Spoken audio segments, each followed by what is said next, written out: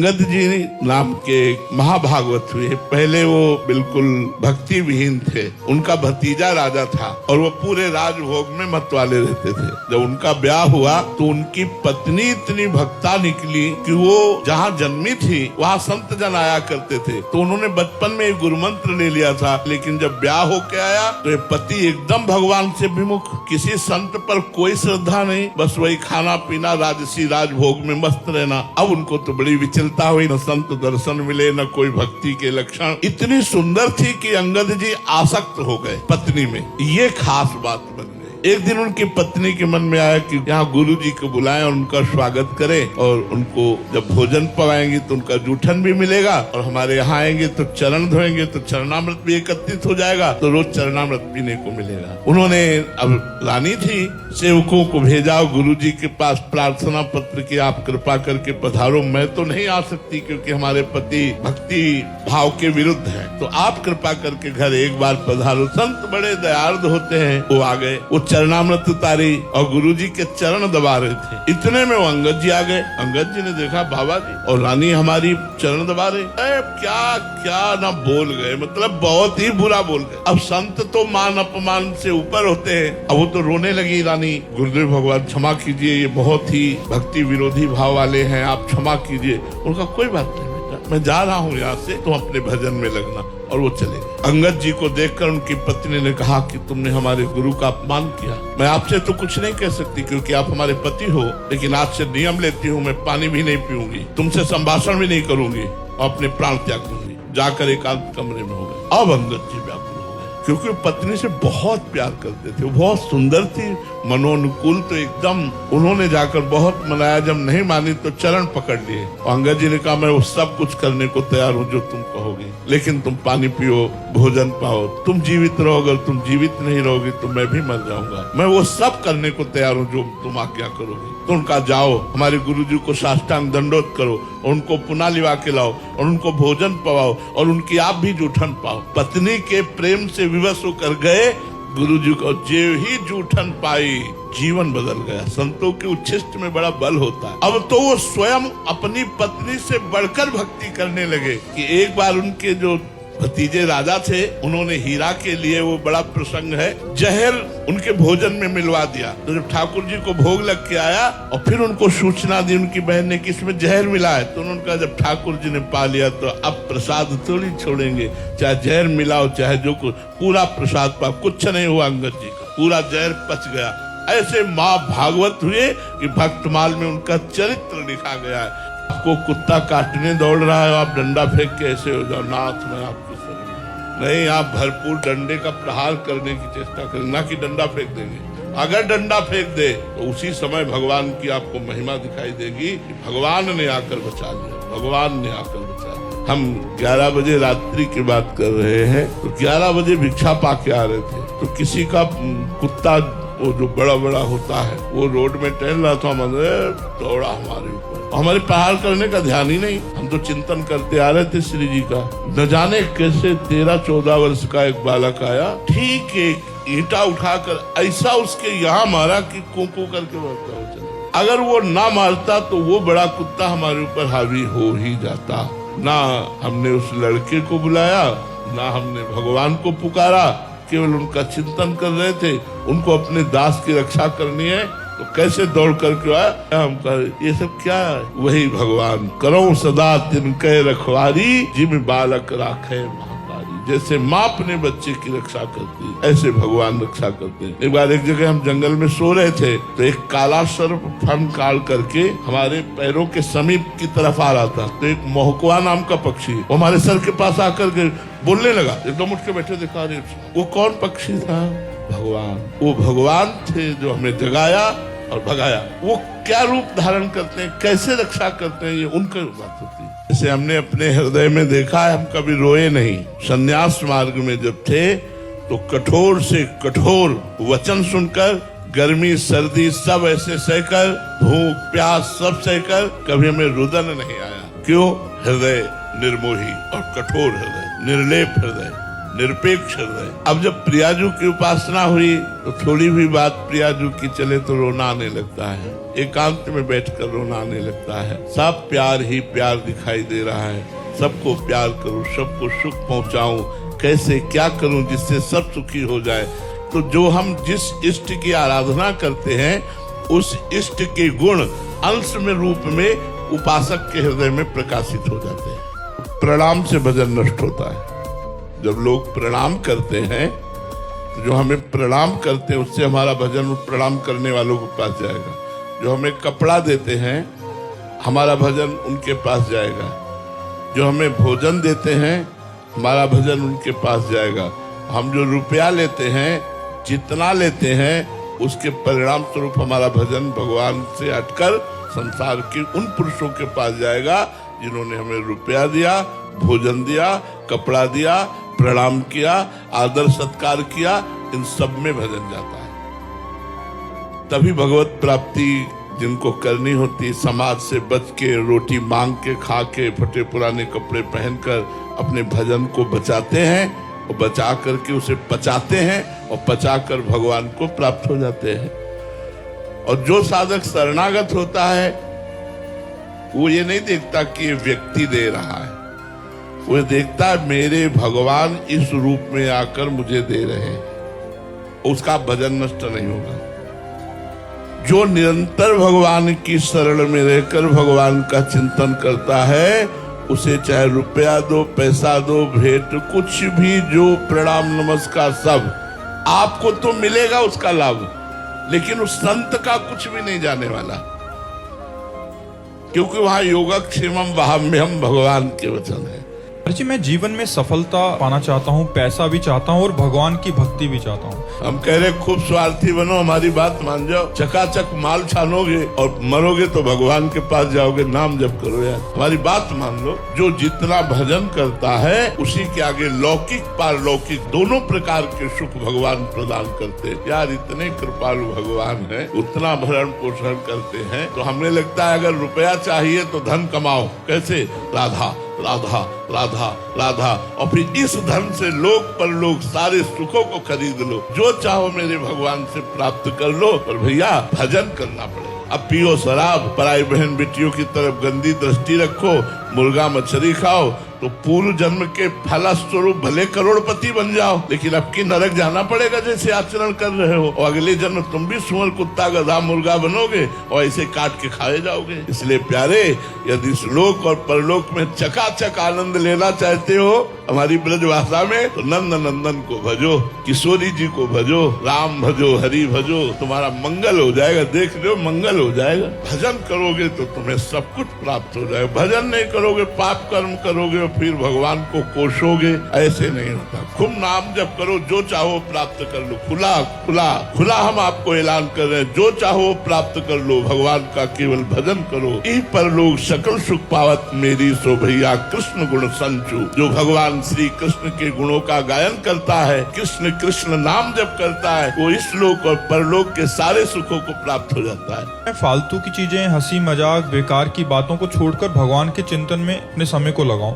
महाराज जी, पर मेरे को फिर डर भी लगता है कि मैं हंसी मजाक के बिना रह पाऊंगा, इन सब आदतों को छोड़ के बिना रह पाऊंगा। तो ऐसे में महाराज जी बड़ा संशय आत्मा। ये मन डरवा रहा है, आप थोड़ी डर रहे हो, आपको मन डरवा रहा है। सद्बुद्धि ने आपको बहुत अच्छी प्रेरणा की कि जिस समय आप फालतू का समय नष्ट करते हो उस समय आप नाम जप करो, शास्त्र स्वाध्याय करो, सत्संग सुनो, परोपकार के विषय में चिंतन करो, माता पिता की सेवा के विषय में चिंतन करो। ये जो मन है ना, यही डरवाता है। कहीं मैं भजन करने लगा तो ऐसा न हो जाए, कहीं ऐसा नहीं। हंसी मजाक से ज्यादा सुख मिलता है भगवान के भजन में। हंसी मजाक तो बाहरी मायाकृत है, भगवान का सुख सच्चिदानंद है। तुम डरो मत, नाम जप करो। खाली समय में अधिक से अधिक राधा राधा राधा राधा, कृष्ण कृष्ण, राम राम, शिव शिव, हरि हरि, जो नाम प्रिय हो खूब नाम जप करो। ये डरो मत। अगर नाम जप करोगे तो भगवान की लीलाओं में हंसी आने लगेगी, परमानंद में बन जाओगे। आप चिंता मत करो, भगवान जैसा दोस्त नहीं कोई है, वो हर समय हमारे अंदर ही बैठे हुए हैं। नाम जप करोगे पता चल जाएगा। पर्सनल हमारा हो सकता है आज तक कभी 5 मिनट संभाषण ना हुआ हो, लेकिन आप ऐसा मत समझना कि हम तुम्हें नहीं जानते। हम तुम्हें लाए हैं, तुम्हें जानने की बात क्या है।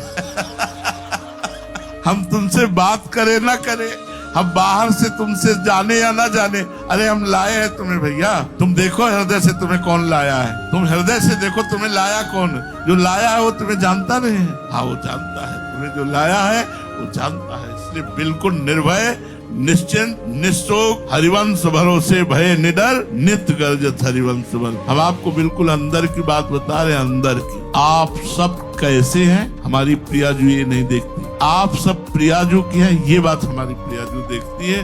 और जो प्रियाजू का है तो महाराज रजिस्टर फाड़ देते, अनुल्लिख्या अनंता राधान मधुपति महाप्रेमा विश्वस्तो परम देयम विमुक्ति तवैकम श्री राधा। हम कैसे आपको बताएं, मतलब हाथ उठा के कहता हूँ, वृंदावन की भूमि में कहता हूँ कि मेरी किसी साधना तपस्या का कोई फल नहीं है, कुछ नहीं है, जो कृपा है वो बरस। आप कैसे हैं ये प्रश्न नहीं है हमारे यहाँ दरबार में। वैसे प्रायः आप कैसे हैं जांच होती है, लेकिन हमारी सरकार का नाम है अलवेली सरकार, दूसरा नाम है बरसाने वाली, बरसंत में सहजाद्भुत सौख्यदार, कृपा बरसाने वाली, करुणा बरसाने वाली स्वामिनी जो है। दूसरों को भी फिर महाराज जी देखने आंकलन करने लगते, मैं तो 50,000 नाम जब करता हूँ, ये तो अब पतन हो जाएगा, अब पतन हो जाएगा, अब साधक गिरेगा। अपने को देखना बात अलग, लेकिन जहां दूसरों से होड़ लगा ली, दूसरों के गुण देश देखने लगा, अब उसका निश्चित पतन हो जाएगा, वो गिरेगा, परमार्थ से भ्रष्ट होगा। पक्का लिख ले, कागज में लिख ले, निश्चित गिरेगा। पर दोष दर्शन पर गुण दर्शन नहीं, तात सुनो मायाकृत गुण और दोष अनेक, गुण यह उभय न देखी, देखी सो अविवेक। यह अज्ञान है, दूसरों की तरफ दृष्टि नहीं डालने की। 50,000 जप रहा मैं 1 लाख जप रहा हूँ, वो ऐसे जप रहा मैं ऐसे नहीं, उसमें भगवान देखने, मेरे भगवान इस रूप में है ये देखना है, और अपने को देखना है साधक रूप में। मैं सेवक, सचराचर रूप स्वामी भगवंत, पूरा जगत मेरा इष्ट स्वरूप है और मैं सेवक हूँ, ऐसा मानकर जो भजन करता है उसका भजन सिद्ध हो जाता है।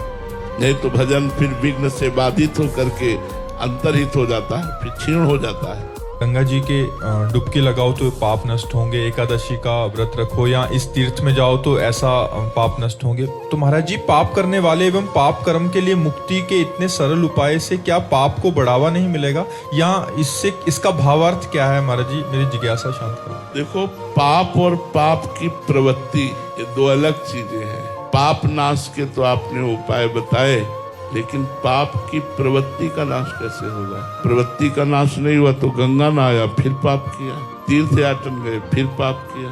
तो हाथी के स्नान जैसा वो स्नान हुआ, हाथी स्नान किया, धूल भर के सूंड से फिर ऊपर डाल लिया, तो क्या स्नान किया? तो जब तक पाप की प्रवृत्ति का नाश नहीं होगा तब तक बात नहीं बनेगी। मुद मंगलमय संत समाजू, जो जग जंगम तीर्थ राजू। अगर संतों का अवगाहन कर लिया जाए तो करोड़ों बार गंगा स्नान का फल एक बार संत समागम है। क्यों? क्योंकि संत समागम सीधे पाप की प्रवृत्ति का नाश कर देता है, भगवान के चरणों में चित्त जोड़ देता है।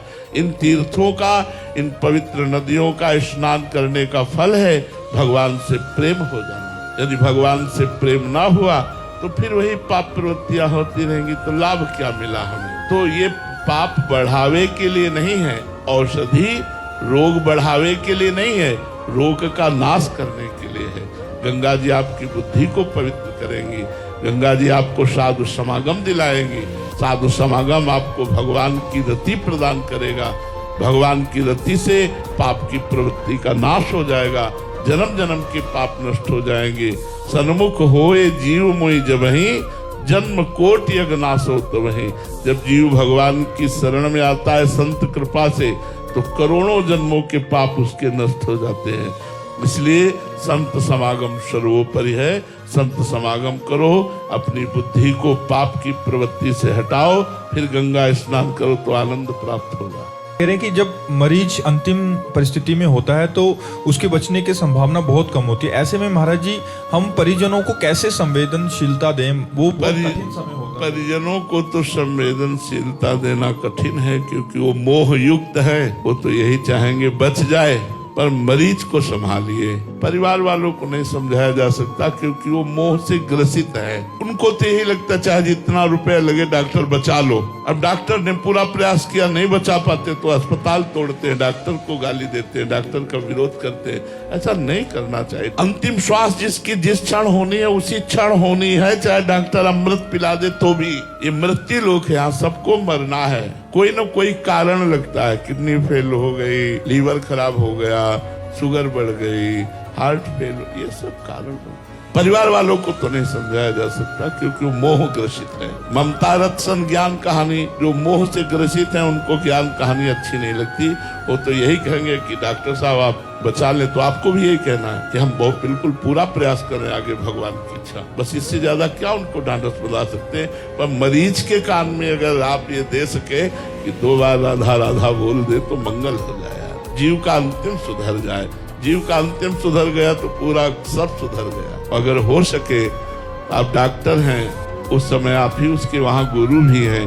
अगर आप उसे कह दें कि राधा राधा जपिए, राम राम जपिए, इससे तुम्हें और लाभ मिलेगा, तो उसका अंतिम सुधर जाए, तो डॉक्टर का भी कल्याण हो जाएगा और मरीज का भी कल्याण हो जाए। आप डॉक्टर हो, आपको सैकड़ों चांस ऐसे मिलेंगे जिसमें जीव का उद्धार कर सकते हो। यदि अंतिम समय भगवान नाम सुना दिया, भगवान नाम जप की प्रेरणा दे दी, तो जीव का मंगल हो। मालूम वो ना जपे, आपने 2 बार उसके पास कहा राधा राधा, अब वो सैया से उठकर कोई नया पाप कर नहीं सकता। अब मरेगा वो, तो मरेगा तो 2 बार राधा नाम सुनने का फल उसे मिलेगा और वो नरक से बच जाएगा। मरीज को न पता चलने पावे कि उसकी दुर्दशा है, वो मरने वाला है, ठीक नहीं होगा, ये बातें मरीज को पता नहीं चलनी चाहिए। मरीज से जब मिलो तो मुस्कुरा के मिलो और आप ठीक हो जाएंगे, आप अच्छे हो जाएंगे। आप जैसे कितने मरीज ठीक होकर के गए, आप तो बहुत नॉर्मल हैं। उसकी मानसिकता ना बिगड़ने पावे। जब पता है ये मरने वाला है तो उससे कहे तुम बहुत नॉर्मल मरीज हो, कोई सीरियस नहीं हो, ठीक हो जाओगे यार, ठीक हो जाओगे। बहुत से ठीक हो गए यार, हमारी बात मानो। तुम पढ़े पढ़े ये काउंटर लो, राधा राधा जपो। अगर तुम राधा राधा जपोगे तो तुम्हारी मानसिक पीड़ा नहीं रहेगी, उसका कल्याण हो जाएगा। जब पता है मरने वाला है तो उसे भगवान नाम अगर जपने की प्रेरणा दी जाए तो उसका मंगल हो जाएगा, कल्याण हो जाएगा। मान लो टोटी खुली पानी की, तो व्यर्थ में खुली मत रखो, वो किसी के काम आएगी। अगर व्यर्थ में आप पानी ले रहे हो तो टैक्स लग रहा है, आपका भजन कट रहा है, आपके पुण्य नष्ट हो रहे हैं। व्यर्थ में लाइट मत जलाओ, अगर काम चल रहा है बिना लाइट के तो मत जलाओ। प्रकृति की वस्तु का जितना उपभोग करोगे, कोई भी हो, उतने तुम्हारे पुण्य नष्ट होंगे। तो प्रकृति का एक बूंद पानी भी फ्री नहीं, इसका भी टैक्स है। एक बूंद पानी भी प्रकृति का फ्री नहीं, इसलिए प्रकृति का उतना ही प्रयोग करो जितनी तुम्हें आवश्यकता हो, नहीं तुम्हारे पुण्य नष्ट हो रहे हैं। ये हमारा सरकारी कानून है, जितना प्रकृति का भोग करोगे उतने पुण्य नष्ट होंगे। और फिर पाप आएगा तो वही प्रकृति दंड देने वाली बन जाती है, वही फिर हमें महादुख देती है। तो भजन करने वालों को जहाँ अहम ग्रह उपासना है, मैं भजन करता हूँ, वहाँ इन बातों से बचना चाहिए। और जो भगवान की शरण में है वो तो जोई जोई प्यारो करे सोई मोहि भावे। महलों में राखो चाहे झोपड़ी में वास दो, जैसी तुम्हारी मर्जी हो। हे नाथ मैं आपकी शरण में हूँ, तो उनका भजन नहीं करता, उनका भजन सीधा भगवान को प्राप्त कराता है।